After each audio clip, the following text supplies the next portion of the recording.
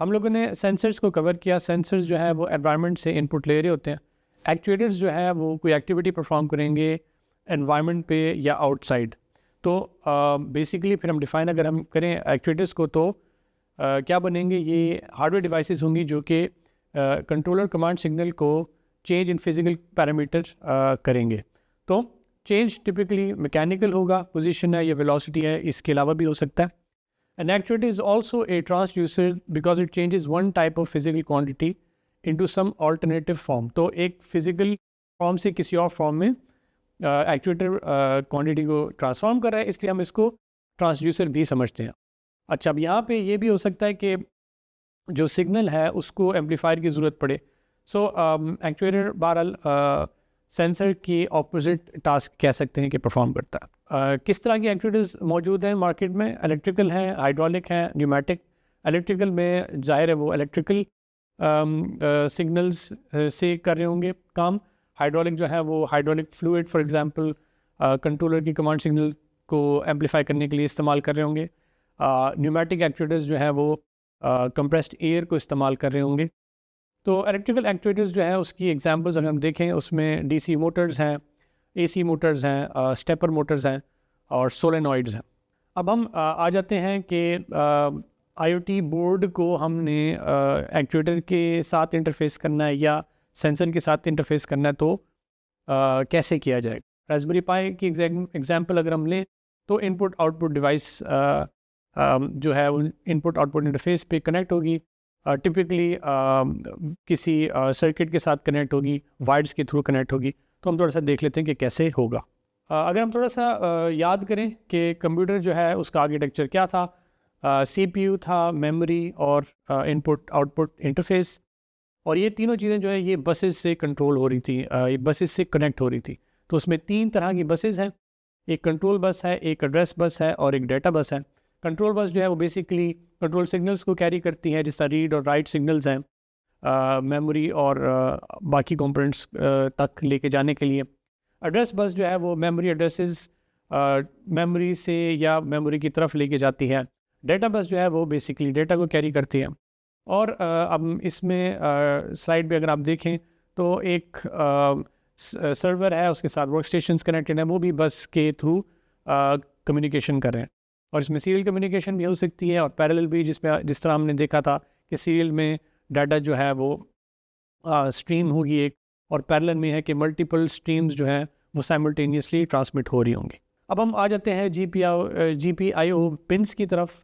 तो आपके पास कनेक्टर्स हैं, आपके पास इंटरफेस है, वहाँ से आप वायर्स को कनेक्ट करेंगे किसी एक्सटर्नल सर्किट के साथ या एक्सटर्नल डिवाइस के साथ, और वो जो पोर्ट्स होंगी वो वहाँ से आप सिग्नल दे रहे होंगे या सिग्नल ले रहे होंगे। इनपुट के केस में आप सिग्नल ले रहे होंगे, आउटपुट के केस में आप सिग्नल दे रहे होंगे।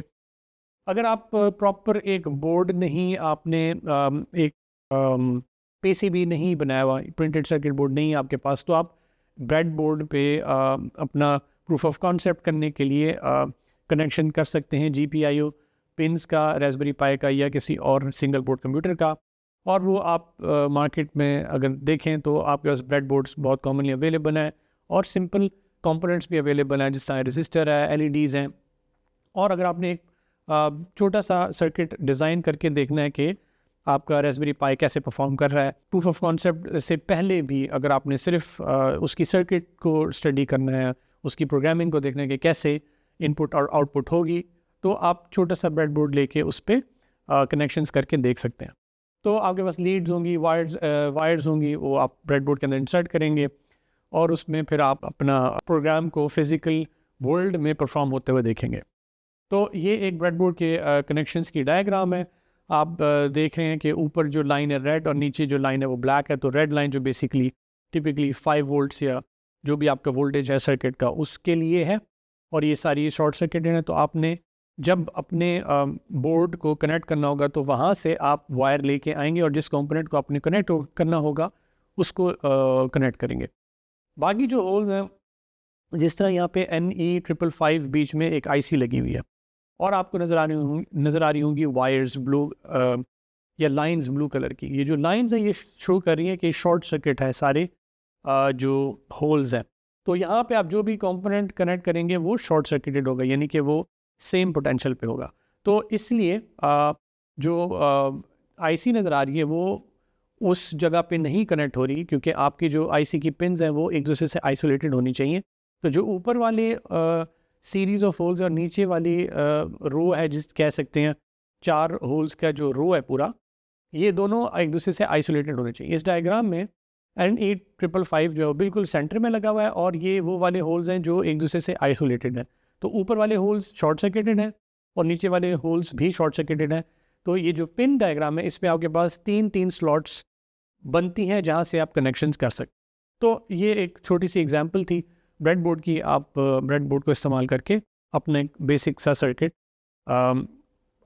टेस्ट करने के लिए इस्तेमाल कर सकते हैं।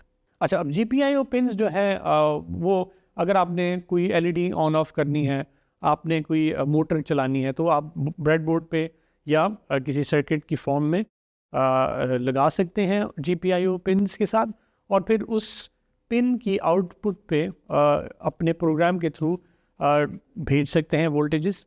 और अगर आपको एम्पलीफिकेशन की ज़रूरत है तो फिर एक एम्पलीफायर सर्किट लगा देंगे। इन एनी केस आपने जो सेंसर्स आपने लगाने या जो एक्चुएटर्स लगाने हैं वो GPIO पिन्स के साथ कनेक्ट होंगे और आपका प्रोग्राम उनको कंट्रोल कर रहा होगा।